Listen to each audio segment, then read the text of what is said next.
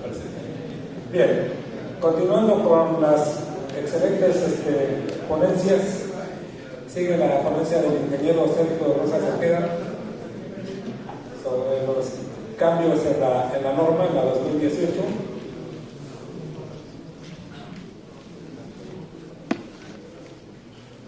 El ingeniero Sergio Rosa Cepeda es unidad de verificación de instalaciones eléctricas, es un ingeniero colegiado por el Colegio de Ingenieros Mecánicos y Electricistas. Pues es un orgullo tratarlo como ponente y como amigo. Es profesor de la Escuela Superior de Ingeniería Mecánica y Eléctrica. Bienvenido. Adelante.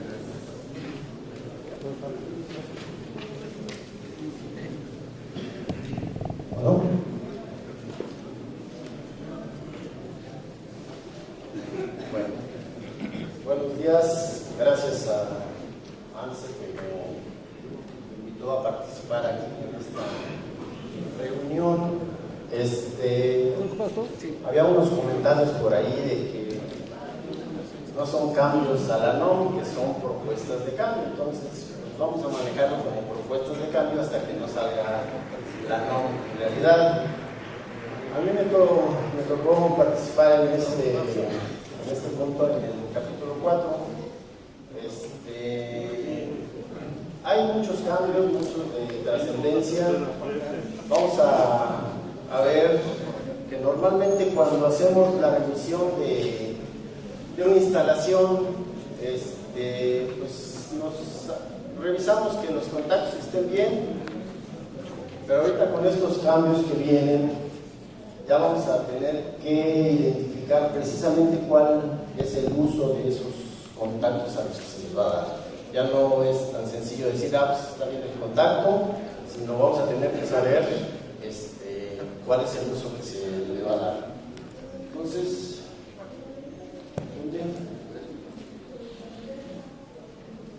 ¿dónde? Bueno, lo que es el capítulo 4 está compuesto por estos artículos que ya hemos visto y, por ejemplo, en el artículo 408 ya introduce el concepto que es un tablero de potencia. Ahorita vamos a ver las tres definiciones de tablero de distribución, potencia y alumbrado para ver realmente cuál es la diferencia entre cada uno de ellos. Los demás artículos, tableros de control, luminarias, portalámparas, ¿hacia dónde lo dirijo?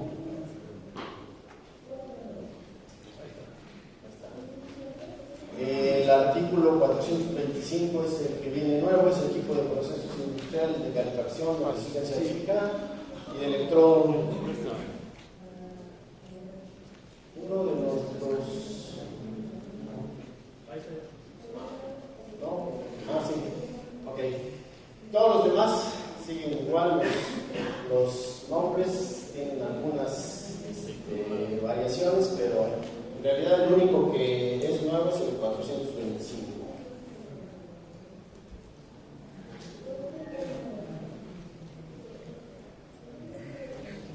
El principal problema que tenemos en la unidad de verificación a veces es entender lo que nos dice la norma. Entonces, este es un ejemplo de que se le agregó a la norma de usos permitidos de los cables y cordones flexibles.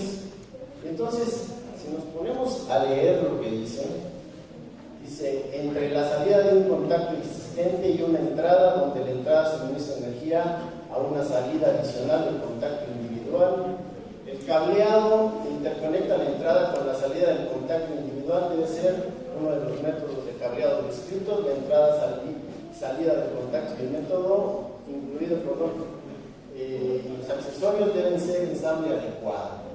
Entonces, nos pasamos una hora tratando de descifrar qué de antes nos quiere decir la norma.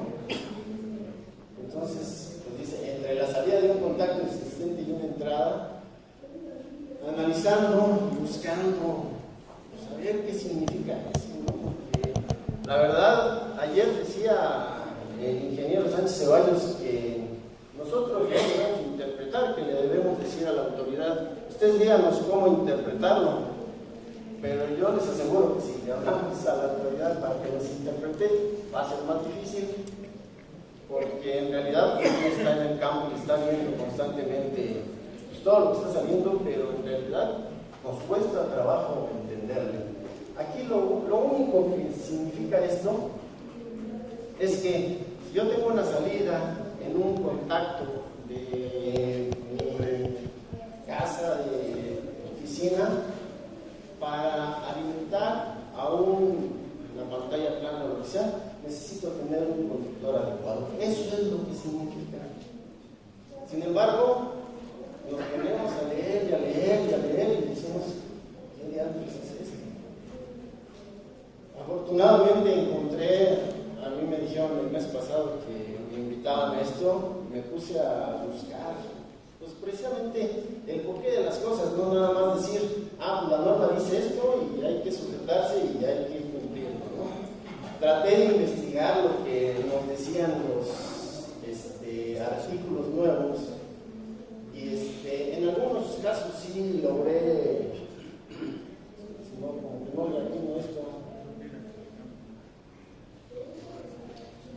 Y entonces aquí uno de los puntos que nos dice para los cordones flexibles, dice los cables portátiles de más de 600 volts, el conductor de puesta a tierra de los equipos, se debe suministrar uno conductores o conductores de puesta a tierra de equipos en cables con 3 o más conductores. Su área total no debe ser menor a la del tamaño del conductor de puesta a tierra. Y esto va muy ligado a unas conversaciones que tuve con el ingeniero Oropesa y con Bulmaro, de si realmente está permitido que en los cables conductores, los MC, que luego tenemos problemas cuando los hacemos en paralelo y viene el conductor de puesta a tierra en el MC, pues viene el de fábrica, no te lo hacen de acuerdo a la protección que tú quieres. Y entonces, en el 250-122 dice que en un cable multiconductor puedes seccionar el conductor de puesta a tierra. Normalmente el de fase y el de neutro sí lo podemos seccionar, pero el de puesta a tierra no. Y entonces, desde el 2012 dice que sí se puede seccionar en un cable multiconductor. El problema es que para que lo puedas seccionar en un cable multiconductor, el cable debe ser de este tipo, que los 3 conductores estén dentro del mismo multiconductor. No puedo yo seccionarlo, tener un MC, en paralelo otro MC y sumar las áreas de los 2 cables de puesta a tierra para decir si me corresponde al que sería uno solo. Entonces, esto, aquí de hecho este cable nos dice cuál es el cable de puesta a tierra y lo que nos dice la norma es, tú lo puedes seccionar siempre y cuando la suma de estas 3 áreas corresponda al área de uno solo. Entonces, muchas veces lo hemos manejado porque nos dice el fabricante que sí lo podemos seccionar, que no hay problema, pero en realidad cuando tenemos en paralelo, ya sea porque haya tensión o porque lo vamos a dividir, es muy difícil que nuestro cable de puesta a tierra, el que trae normalmente el MC, corresponda a la protección que tiene. Entonces, aquí en este caso, es como si podemos nosotros considerar el seccionamiento del cable de puesta a tierra en cables multiconductores siempre que estén dentro del mismo cable multiconductor.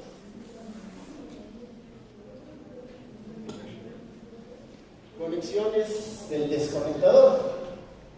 Este es otro punto importante que a lo mejor no hemos tenido experiencia en tomarlo en cuenta, pero lo fundamental dice que en los apagadores el cableado hacia los apagadores debemos llevar nuestro cable puesto a tierra.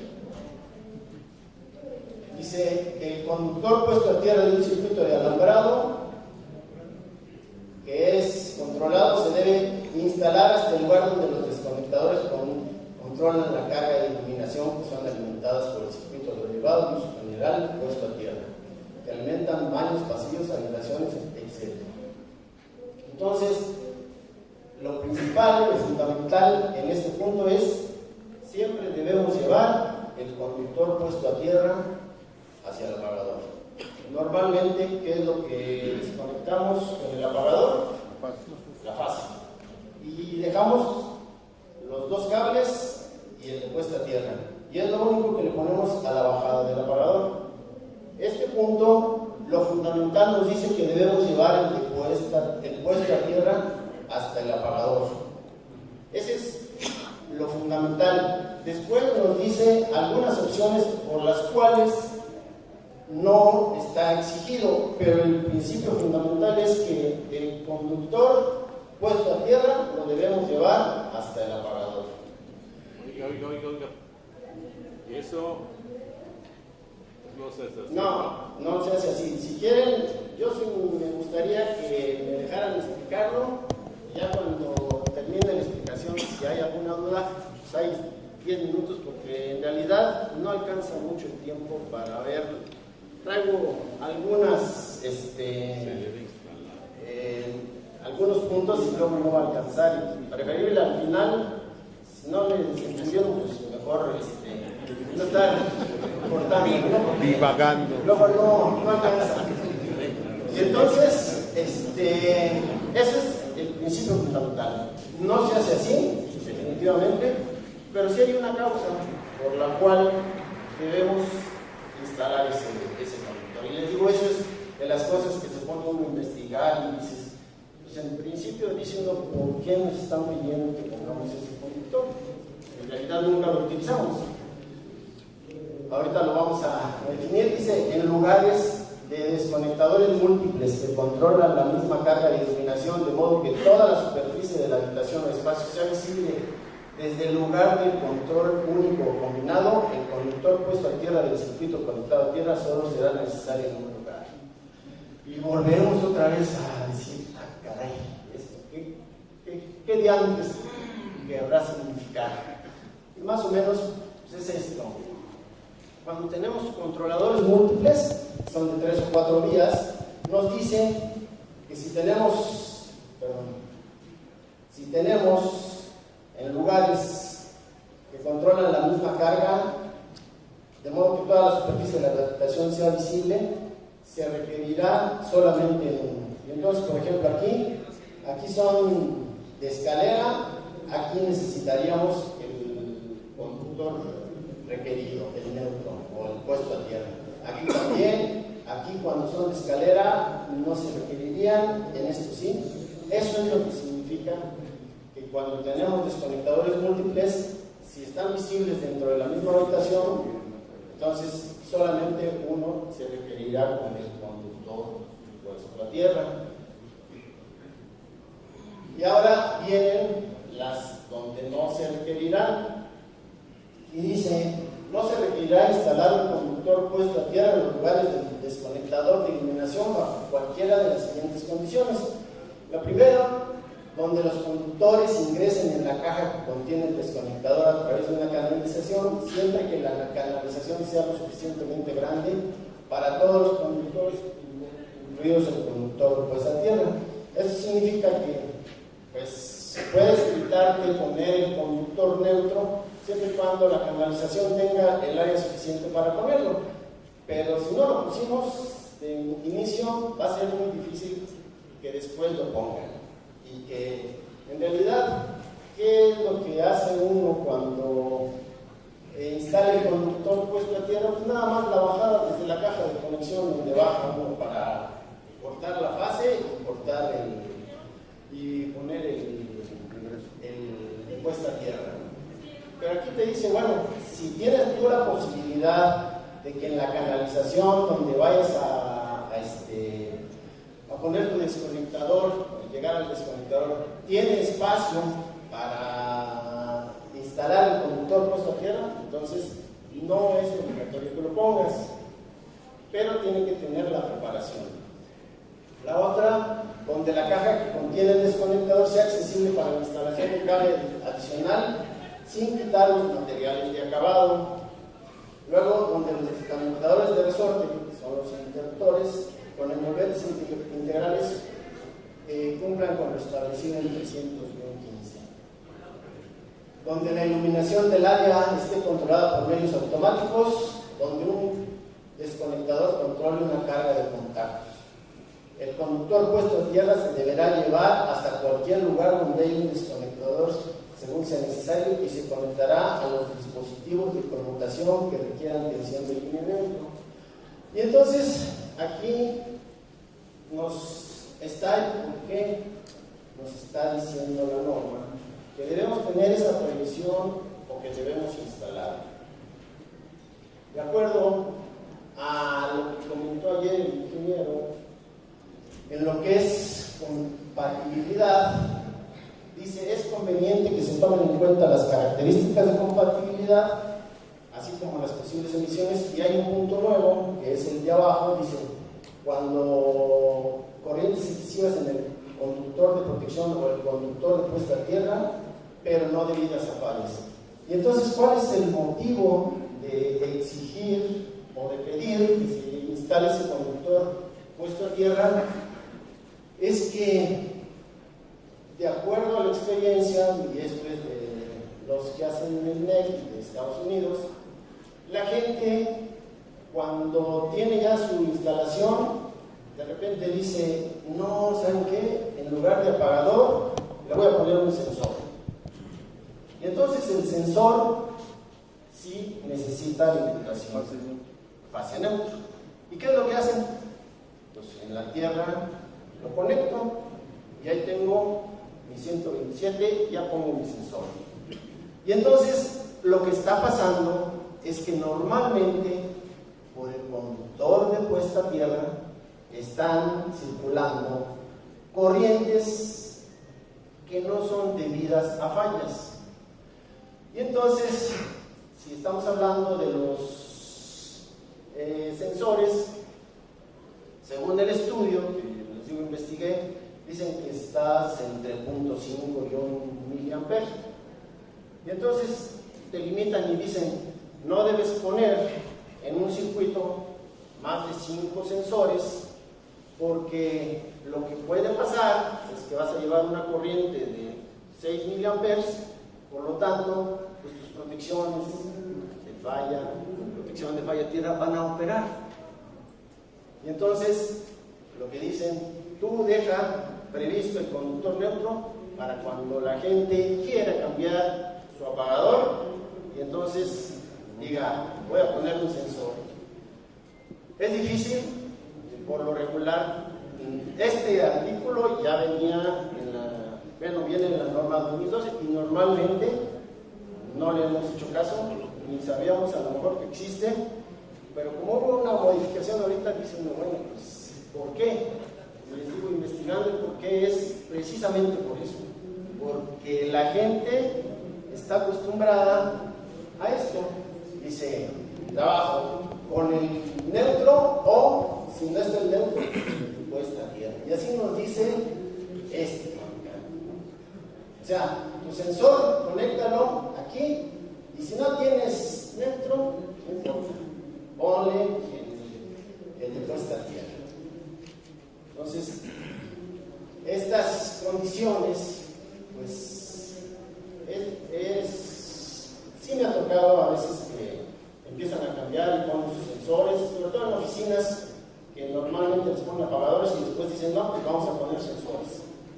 En lugar de que tengamos apagadores, vamos a poner sensores. Aquí está otra forma, aquí es como viene. Así son los sensores y sí necesitan ese conductor.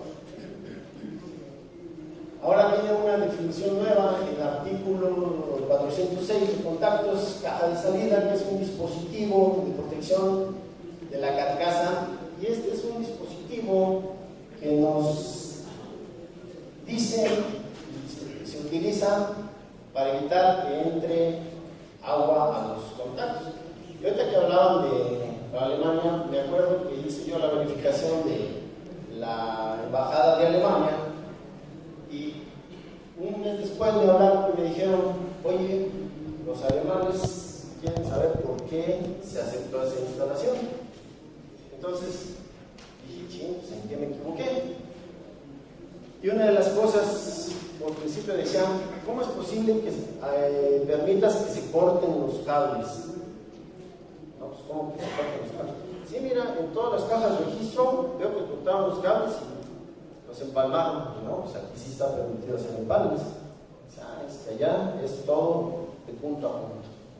Y segundo decía, ¿ya viste cómo están los contactos y apagadores en los baños? Sí, vamos a verlos y les digo, pues, ¿cuál es el problema? Es que por la orillita donde está la tapa, pues por ahí se puede meter el agua.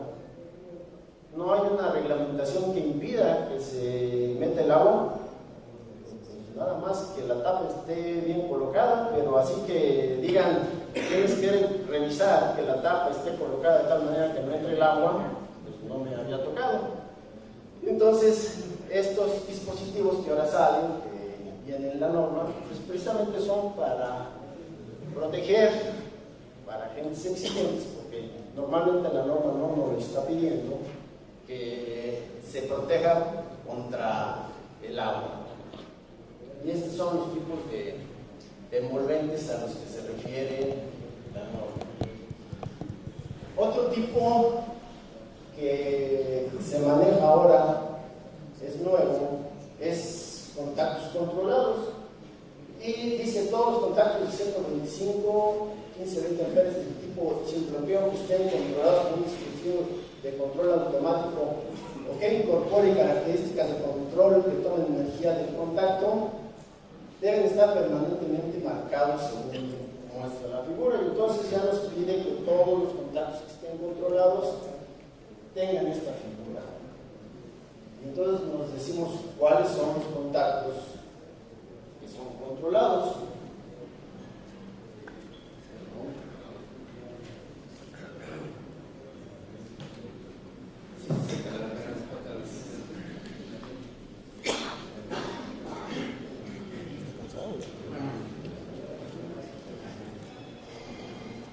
Bueno, pues a lo que la norma considera los contactos controlados son aquellos en los que en un sistema que tenemos en oficinas, por así decirlo, en los cuales dicen a tales horas se quita toda la energía de ese tablero y nada más van a quedar alumbrados de emergencia. Entonces todos los contactos que estén en un sistema que está controlado a través de un dispositivo, que aquí lo marcan, por un dispositivo de control automático, todos los contactos que estén en ese tablero, pues hay que marcarlos con este símbolo.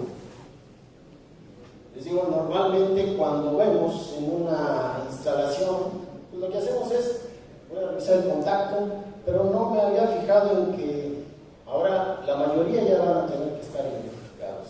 Y si estos contactos se controlan a través de un tablero, como pueden ser los de PowerLink, que es para el alumbrado, lo que sea, pues entonces todos los contactos que se deriven de ese tablero los vamos a tener que identificar así. Los contactos normalmente van a venir así.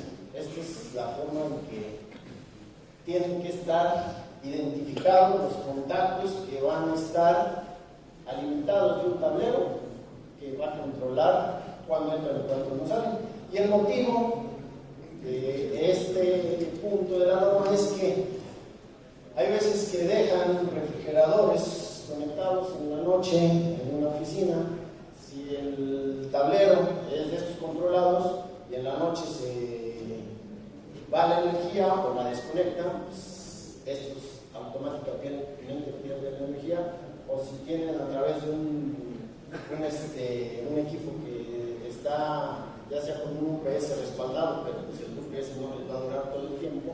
Entonces, por eso nos dicen que debemos identificarlos para ver qué se va a conectar ahí, qué se puede conectar, cosas que puedan ser quitadas en un momento dado de la energía.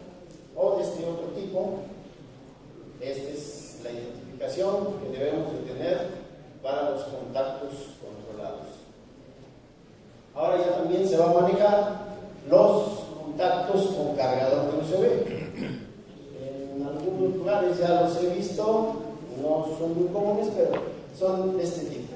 Los contactos que ahí dice es clase 2, de 5 volts de corriente directa. Entonces estos contactos ya están comercializándose y son de este tipo. No hay ninguna reglamentación así de que tengas que hacer alguna instalación especial, pero bueno, ya viene dentro de la norma el tipo. Contactos montados sobre tapas, los contactos que están montados sobre tapas están sostenidos por ella, deben tener más de un tornillo. Entonces, este tipo de contactos que los montamos en una tapa ya no puede ser que nada más con un tornillo lo tengamos fijo. Tiene que ser más de un tornillo el que fije los contactos que están fijados sobre la tapa. ¿Okay? Montaje de los contactos en cubiertas. Dice, los ensambles de contactos deben ser aprobados para aplicaciones en cubiertas. Y normalmente en todas las cubiertas pues hay veces que nos toca ver que el contacto está hacia arriba. Entonces, donde se requieran ensambles para aplicaciones a fin de brindar protección como interruptores falla tierra, deben permitirse que dichos ensambles estén aprobados, y estos son algunos de los ejemplos que tenemos. Cuando está normal, pues está cerrado, pero si tenemos que hacer uso del contacto, no debe estar directamente sobre la superficie, ¿no? Estos son algunos de los ejemplos. Contactos en superficie de trabajo, los ensambles de contactos. Todos estos son artículos, secciones nuevas que vienen en la norma. Contactos y ensambles GFCI sobre superficie de trabajo y la orientación del contacto. Entonces, estos son los diferentes tipos que deben utilizarse de contactos para superficies. Ya no es poner cualquier contacto que no. Lo principal también investigué es el derrame de líquidos que normalmente en estos lados hay en las casas, en la cafetera o en las salas de juntas, también los derrames de los líquidos que puede haber ahí. Aquí está otro tipo de contactos que debemos utilizar cuando nos pongamos sobre las superficies. Contactos en lugares húmedos o mojados.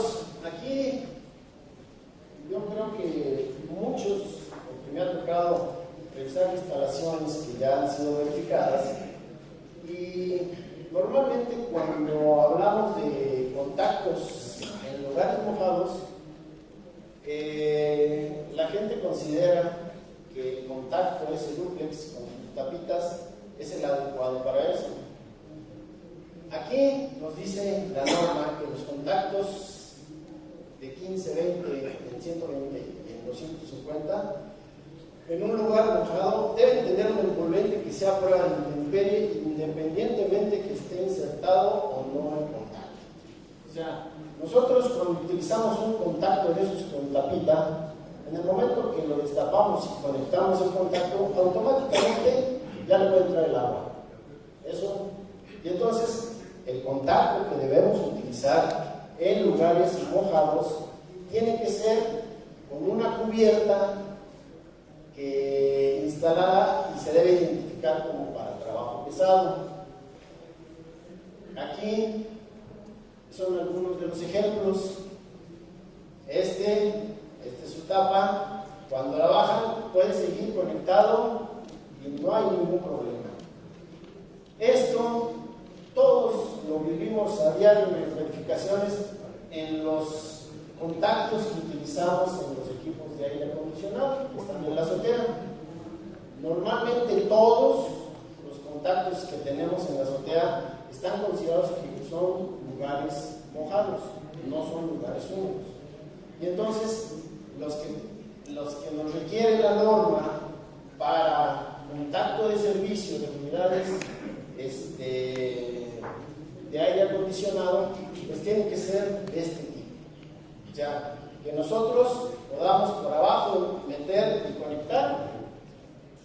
Aquí está claro cómo está protegido. Pueden conectar el enchufe y poder seguir trabajando aunque esté en condiciones que se puedan mojar. Entonces, esto es lo que normalmente nosotros ponemos en los, dice, es intemperie, y aparte tienen que ser con protección de falla tierra por estar en exteriores.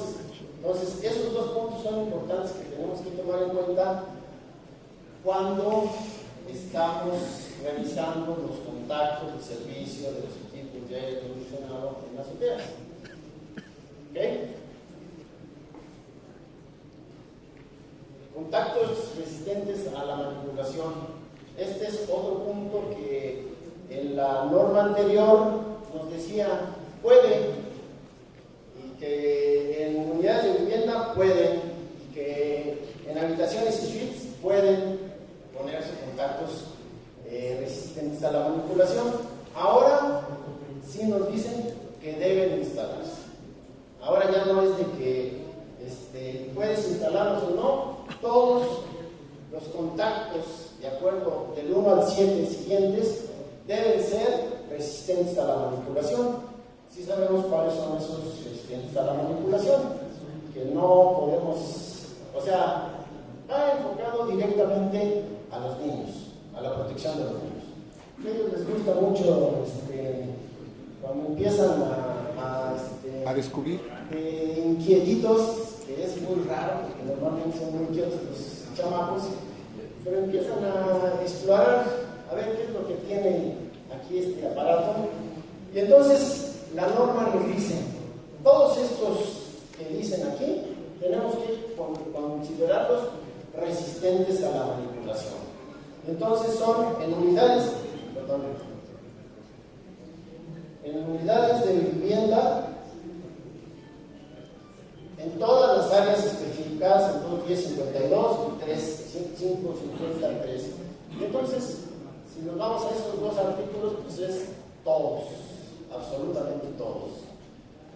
En habitaciones y suites de hospedaje de hoteles y moteles, nos toca hacer verificaciones en hoteles, entonces ya todos esos contactos van a tener que ser resistentes a la manipulación. Hay algunas excepciones que ahorita vamos a ver, pero como yo les digo, normalmente debemos proyectar con la norma. Las excepciones son para cuando nos toque la verificación y decir, pues déjame ver si pasa con alguna excepción. Pero lo primordial es que cumplamos con lo que dice el principio de la norma. Servicios de guarderías, ahora las escuelas de preescolar y educación básica, entonces todos los contactos que tengamos en las escuelas van a tener que ser resistentes a la manipulación.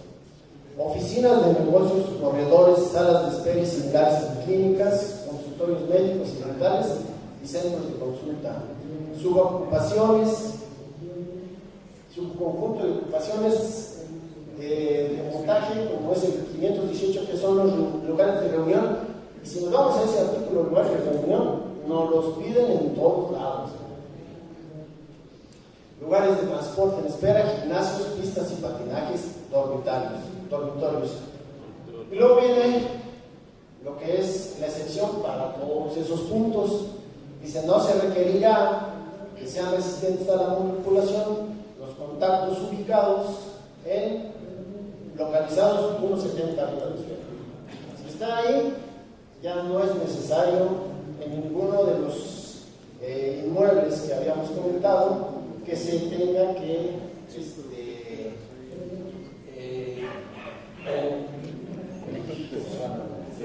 que obligar a que se instale contactos resistentes a la manipulación.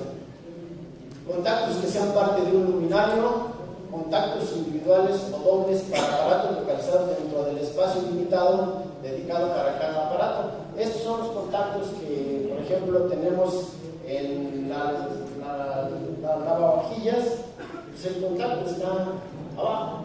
Esos no son necesarios que sean resistentes a la manipulación. Dice contacto local para aparatos en el espacio dedicado para esos aparatos. Contactos en puesta a tierra utilizados como reemplazo, pues eso ya normalmente es para instalaciones que son existentes. Y hay estos tres tipos de contactos resistentes a la manipulación que nos podemos encontrar: el normal, de grado hospital, con protección GFCI.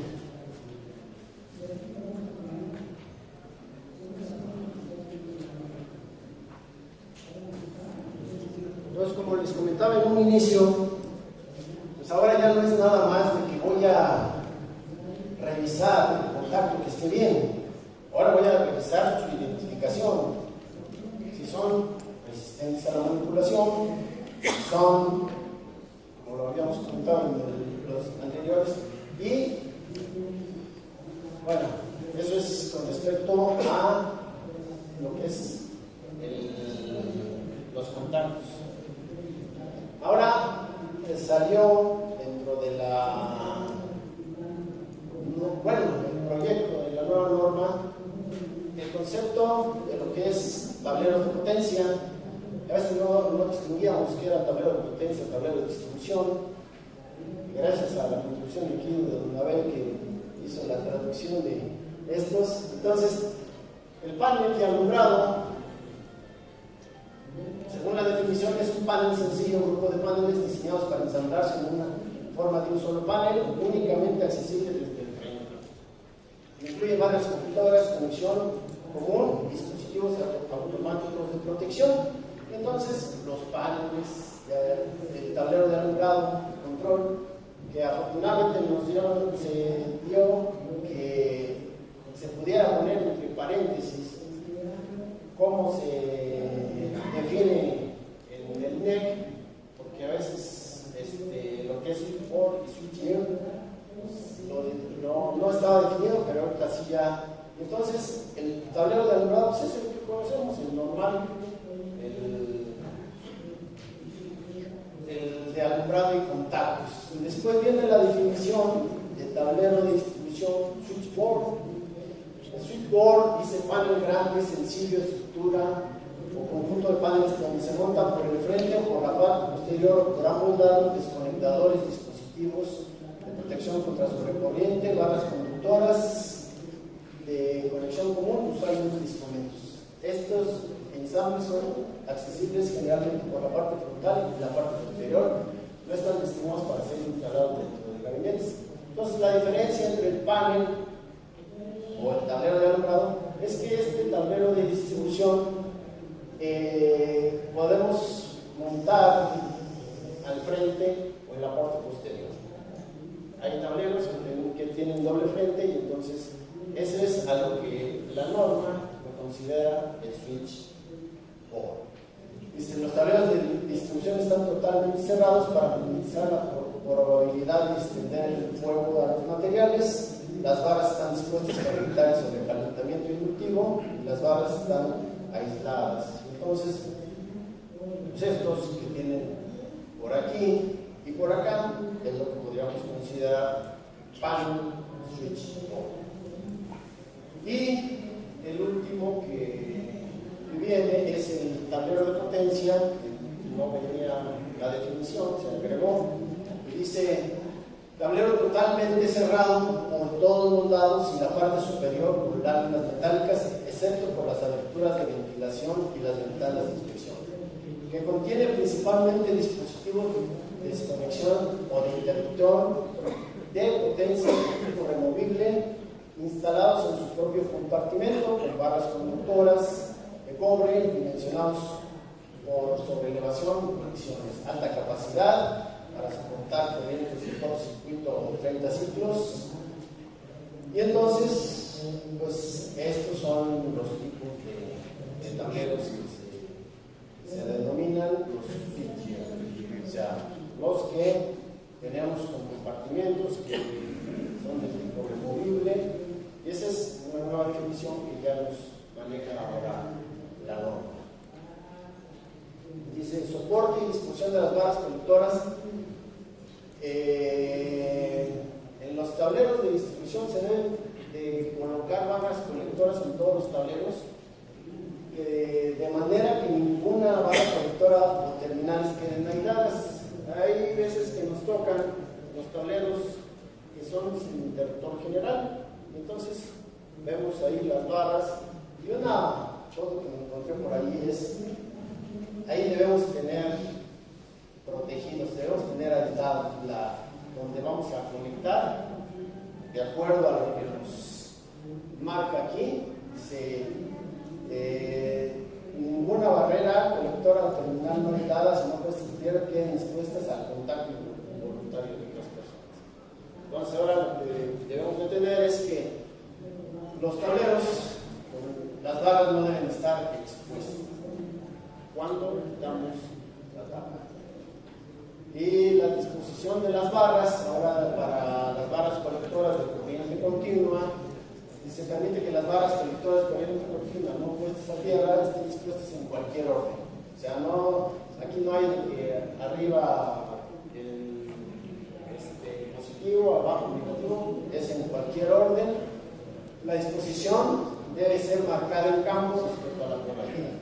Es lo único que nos pide. O sea, lo podemos poner en cualquier posición, pero sí debemos marcar en campo cuál es el positivo y cuál es el negativo. Bueno, aquí vienen diferentes adiciones a las identificaciones de los tableros. Dicen, si un sistema de corriente alterna con neutro puesto a tierra con alta impedancia, pues tiene que tener identificación. Sistema de corriente alterna con neutro puesto a tierra con alta impedancia funcionando a tantos volts entre conductores y puede funcionar a tantos volts de tierra durante periodos indefinidos en condiciones de falla. Eso lo tenemos que poner en los tableros que tienen sistemas con neutro puesto a tierra a través de una alta impedancia. Luego nos dicen sistemas de corriente continua no puesto a tierra, también tenemos que identificarlo poniendo una etiqueta que diga precaución, sistema de corriente continua no puesto a tierra funcionando a tantos volts entre conductores. Después nos marca los sistemas de corriente continua compuesta a tierra resistiva. La identificación la tenemos que poner precaución, sistema de corriente continua funcionando a tantos volts entre conductores y puede funcionar a tantos volts a tierra durante periodos indefinidos en condiciones de falla. Así es como nos marca la norma ahora que tenemos que identificar los tableros. Y la otra, la documentación. Se requiere que un tablero de control, en el caso de que esto es para tableros de control, sea marcado con una clasificación de corriente de cortocircuito de acuerdo a 409 y 110, la corriente de cortocircuito disponible en el tablero y la fecha en que se realizó el cálculo de la corriente deberán documentarse y ponerse a disposición de las autoridades para inspeccionar. Ahora, todos los tableros vamos a tener que identificarlos con su corriente de cortocircuito y aparte debemos indicar cuándo fue hecho ese estudio. ¿Ok? Y aquí está el tablero de control. Aquí nos dice la corriente de cortocircuito tanto. ¿Ok? Entonces todos los tableros que tengamos ya a partir de, si es que esto pasa, si este proyecto pasa, pues ya los vamos a tener que identificar. Entonces pues, va a haber mucha labor de cálculos de cortocircuito porque en realidad en casi todos los equipos nos va a estar exigiendo.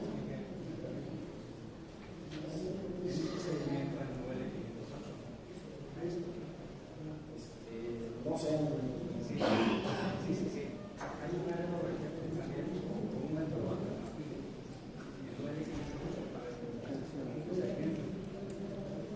No sabría decirte, pero aquí tenemos que utilizar lo que nos marque la ley.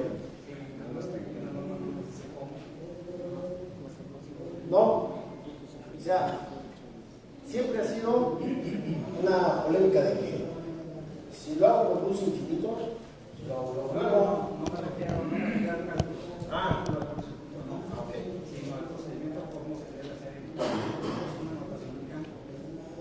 No, esta la debe dar el fabricante. Podríamos empezar a bueno, si quieren, déjenme terminar, ¿no? Porque vienen muchas cosas, ¿no? Luminarios instalados en o debajo de la cubierta de techos.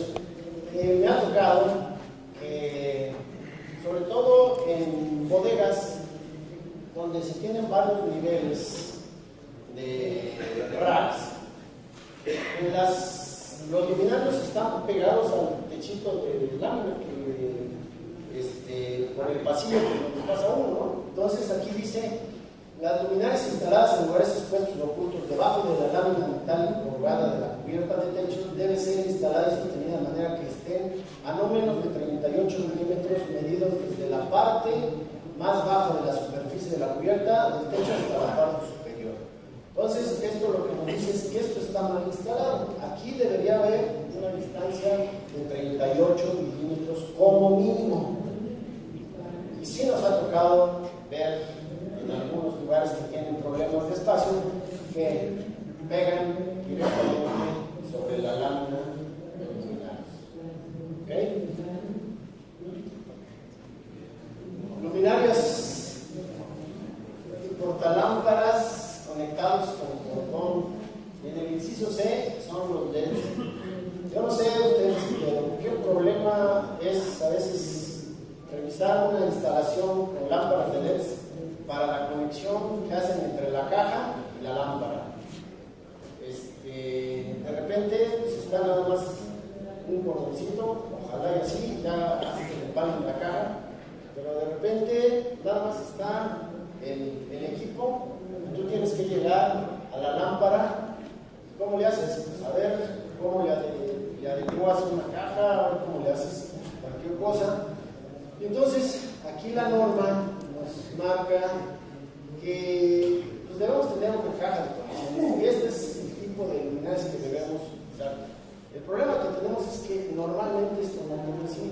Está bien en la caja y a ver cómo le haces para llegar, para conectar. Estos son luminarios suspendidos y este es otro tipo de conexión para los luminarios. Entonces, ahora sí está identificado que se permitirá que el luminario esté conectado con cordón que termine en enchufe de conexión, que es el primer ejemplo que vimos. Luego dice: se permitirá usar el ensamble de luminarios equipados con un amortiguador, que es este segundo. Y después nos dice: se permitirá que los luminarios conectados usando ensambles incorporen conectores del sistema cableado.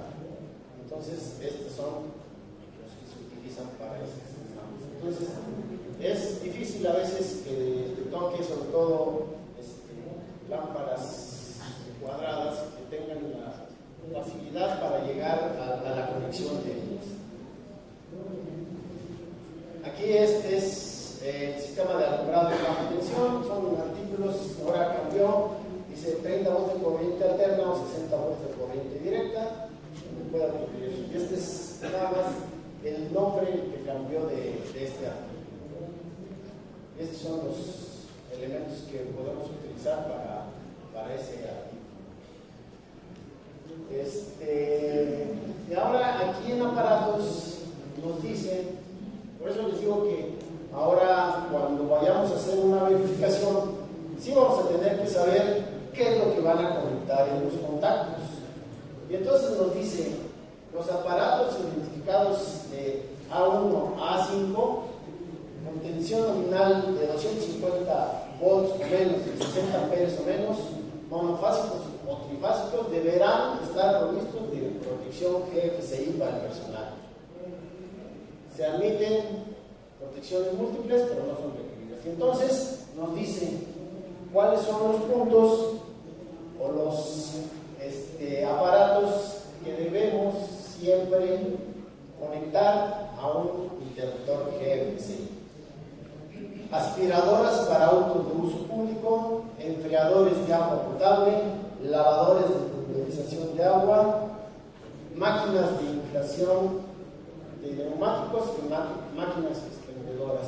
Y entonces nos toca muy seguido, pues estos son las máquinas expendedoras. Cuando estamos nosotros verificando, pues nada más verificamos que este contacto sea un contacto. No sabemos si ahí va a ir una máquina expendedora. Si va a ir una máquina expendedora, este contacto debe ser con protección de falla tierra. Entonces ahora, tanto los proyectistas como los verificadores deberíamos investigar, oye, este contacto, ¿qué le vas a conectar? Si en centros comerciales pues ve uno contactos de servicios por todos lados, pero de repente en hoteles o en lugares, pues vemos que están las máquinas expendedoras. Y normalmente, pues cuando verificamos, nunca revisamos que sea un contacto. Bueno, ahora ya vamos a tener que hacerlo, que sea un contacto con protección de falla tierra. Y tanto los proyectistas como los verificadores, pues vamos a tener que investigar un poco más qué se va a conectar en esos contactos. Aquí dice también, el otro punto dice, enfriadores de agua potable, lavadores de pulverización. Entonces, estos enfriadores, lavadores o los de aire, o los enfriadores, todos, en la mayoría de los lugares o oficinas, pues existen estos enfriadores. Entonces, la conexión de esos enfriadores debe ser en un contacto con protección de falla tierra. Estos que se utilizan y para el inflado de las llantas. ¿Ok? Todos estos que son las máquinas expendedoras, pues ahora sí vamos a tener que revisar que lo que pasa es que a veces, a veces estamos verificando, pues todavía no está montado todo lo que es, como va a quedar el sistema. No, sí, pero ahí el proyectista debe saber. Yo les digo, aquí es cuestión del proyectista y el verificador. El proyectista debe preguntarle al cliente, oye, todos estos contactos que me estás pidiendo para servicio, para lo que sea, algunos consideras que vas a poner, porque de acuerdo a lo que dice la norma o el proyecto, si es que llega a aplicarse, pues tienen que ser con protección de falla tierra. No, pero estos no son de guía mecánica, estos son normalmente de guía. Pero estos van normalmente en tiendas que son cadenas comerciales. Ok, la protección de GFCI. Dijiste que ibas a dar 15 minutos de preguntas. Bueno, si ustedes notan, esta protección debe ser parte integral. Luego aquí hay aparatos que valor nominal de 300 voltamperes o 93 watts, y estos son que ya tus ventiladores que deben tener un medio de desconexión a la vista. Aquí son el 425, que es el capítulo nuevo, y aplica para calderas de electrodos, calentadores de ductos, calentadores de banda, calentadores de inmersión, calentadores de aire, y este no aplica a calefacción de aire acondicionado, que será en el 424, y calefacción de tuberías y recipientes, que es en el 427, o equipos de inducción, que es en el 665. Y estos son los calentadores de inmersión, calentadores tipo banda, calentadores de ducto. Eso es lo que aplica para este artículo nuevo que salió. Y esto es como está formado: generalidades, instalación, control, marcado, calentadores para ductos, resistencias para procesos. Y otra vez, en el 430 3099, volvemos a lo mismo.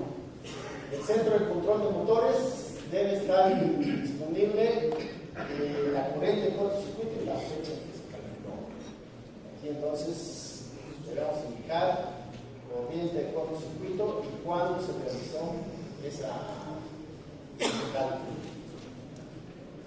Los medios de desconexión, ahora lo que nos dice es que el medio de desconexión teníamos que decía que puede ser bloqueado en su posición abierto, pero ahora nos dice que el bloqueo debe quedar fijo, o sea, no es de que yo agarre un bloqueo y se lo ponga a uno y ese se utilice luego para otro. El bloqueo debe quedar permanentemente, bueno, la posibilidad del bloqueo debe estar permanentemente instalada. Bueno, los vamos.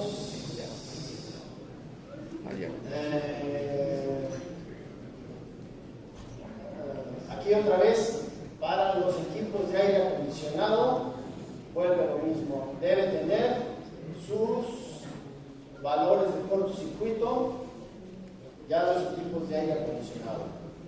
¿Cuál es el valor de cortocircuito? Dicen los acondicionadores de aire para habitaciones deben tener a fuerzas cualquiera de estas protecciones: un interruptor LCDI, un interruptor AFCI o un interruptor HDCI. Ese debe ser a fuerzas, debe ser ya sea en el cordón o puede ser en el cordón o puede estar en el contacto.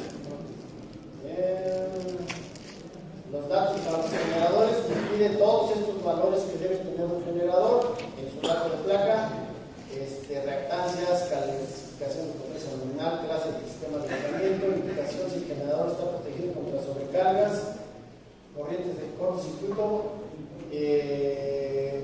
Cuando la unión de un generador sea modificada en campo, debe requerirse marcas adicionales para indicar si el cuerpo del generador está o no unido al bastidor. Entonces, aquí, si está unido, si no está unido, tenemos que identificarlos en campo.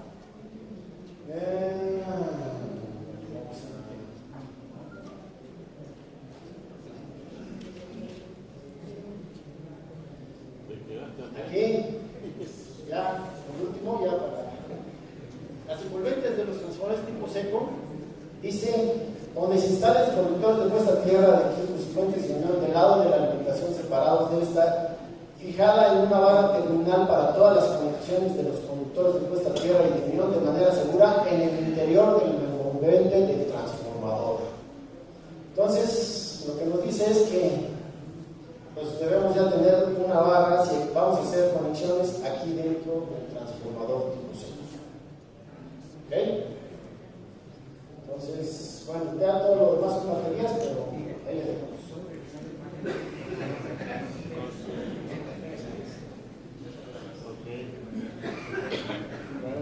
Muy bien. Antes que nada quisiera comentarles que la siguiente ponencia es del ingeniero Santos Pablo Carvajal, que se dan cuenta, todos los ponentes que han estado en este congreso son los ingenieros que participaron en la revisión y en la actualización y propuesta del proyecto de la norma, apoyando a la dependencia para llevar a cabo esto. En este caso, el ingeniero Santos Pablo Carvajal participó en el capítulo 5, pero en lo referente a áreas clasificadas como peligrosas. Bien. Antes de agradecer la participación del ingeniero Sergio Rosas, debo decirle que vamos a descansar después de la ponencia del ingeniero unos 15 minutos para estirar las piernas.